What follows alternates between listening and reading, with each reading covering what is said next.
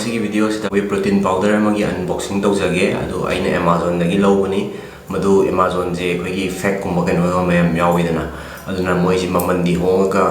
pot yoli si kamaina fake oi bizara sengbara haibadu mayam pone mina je hangok tri sile moi thar box to dei si hangdoga hapet jarake sida leire Ultimate Nutrition gi Pro Star haibaduni aduga flavors na strawberry oi aduga mayam na khangjan bigadabdi khoi gi protein level matamda khwaidagi fake sabase khoi gi chocolate flavors no oi aduna karigum khara chingna biragadi chocolate na taba to flavor moi no order to bio to flavors ti kaya fake tawde chocolate sina khwaidagi fake tawba item aduga authentic oiragadi kasu kaide chocolate tawba double rich chocolate kaina no flavor di hawidana but ai si Pro Stars dadi moi gi chocolate flavors ai kya haina de aduna strawberry lobani aduna presentation je ini moi sida leje aduga si leire aduga ahamada khoi bigadabse first up moi company na haibadune ba koi haije aina haibana Ultimate Nutrition na haije moi sida yuma iba plastic se masi hana yengbiu hai transparent oiba maga red machu oiba maga yuma kani hai ani duna yum hana yengbiu hai agi si yome ko transparent yome adu kilo amagi tadi yom de na hai kilo ani oiba gine si yomi je aduga magi original price di 5.5 oiba adu ina si Amazon de order to kana 3100 khatane mayam ni bigada base prosi protein powder se kana na import tawrok pano hai do lugo in Amazon changba kana my importer thokpane Cloud Tel India bo hai boiro Muscle Tech India bo hai boiro adagi sisina kana na import tawrok pano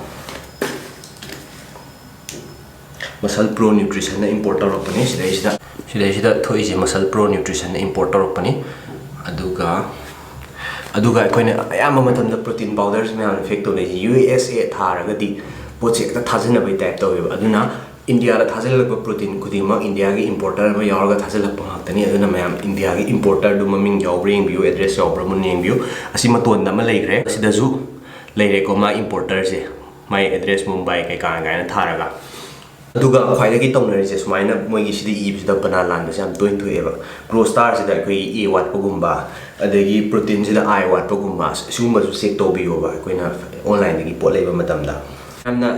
kaino to bi gadabse gi authentic direct oi bese kai dai oi gi hakana health card ka nutrabe ga di modi direct authentic oi bani aduna moi gi di check to widasu yarani sumaina Amazon dagi lerak pasidi yamna hong thadorok pani na check to da yade ba dai tama scratch to na code am yawi ka si je code am yaram doine ba sida scratch to thoga ai adu yengse aduga ai screen recording uchara ke ma gi scratch code se code am yar je ma se aseng bra seng dabra haibu ta kena toraga ai uchara ke aduga scratch to thogra bani na ai hoji screen recording uchara ke ma je kamaina kena authenticity yengne ai do sigi true mpn haba app se akoi gi app store ju iOS store ju ani mokta yaramani adu download to biro hana mayam aduga si account ma hana sign up to bam changi ai gi sign up to ba lore aduga si me ai gi verify product se sida nambi re dana aduga enter product code haba se sida nambi ga da aduga sai koina code ama khak thola ki dana code ama adui code to sida nambi ga da QQ4 G X star X7 X aduga from where you purchase the product ha online amani aduga name of the site se kone Amazon na ha hapsala se aduga verify jina me ta aduga sidai jina me amna ubiri sini congratulations your product is authentic and verified successfully you have earned 55 loyalty points in a layer adu ma sidai haire is authentic oiren haire moidagi thadokhiba product ni haibado haire aduga sidai jida price ida thare ko adaga aina logiba weight to karamba weight no so 5.2 lbs masi 2 kg gi weight ne to man haire aduga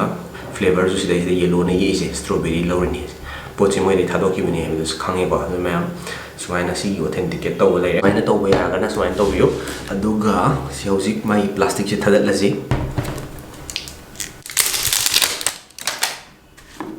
aduga mun next time am ni bi ga dabji sigi sino je sil yarok tabri ngado always protein powder kuni mokta sigi silam dum yawbani ba aduna sil do tai oina fajana yawbra haibadu yengbiyo musagi mapani plastic transparent sil dum leire sigi sil jema leire sima yengbiro aduna ai si tor photo lage aduna akan ma sona kan o yawani sima yengbiro Manam nungshire authenticity check khutauji manam zu leire kamaina tauge hai kan dai khoi gi kaino se mu yeng bi ga ba aduga sigi kaino sa ai hi si je black york na te ko transparent oi bani si yom du ja manung de york ani hokai batan bagi ai gi protein powder to pu dai loru bani si gi cup se ado magi masagi di transparent oi bani ana smain hapsal laga ising da kamaina mix tauge ha ba do yeng ga da ba mu hapsal le magi mixing ji yeng se yang kuino otta fila bane smaina protein powder afa sidi to smaina tang nik pada loire second kya no khatan sida yang kem ta pak tri ji powder to si pak oi da ba sa phajana ising na mixing gi keno dong ngam ga da ba aduna ai taste am tor hajara ke sidi direct authentic ni